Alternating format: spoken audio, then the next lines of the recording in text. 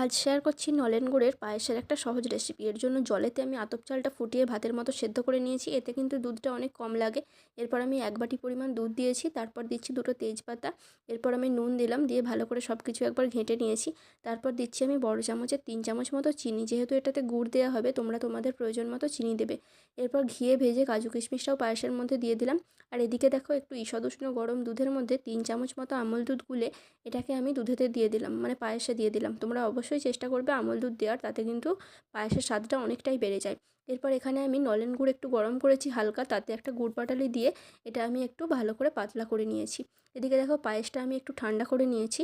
এখন ওই যে ফুটিয়ে রাখা গুড়টা আমি এর মধ্যে দিয়ে দেব, দিয়ে ভালো করে মিশিয়ে নিচ্ছি। বাস, তৈরি হয়ে গেল আমাদের নলেন গুড়ের পায়েস। এটা খেতে অসম্ভব ভালো হয়েছিল এবং এতটাই সহজ যে কেউ বানাতে পারবে।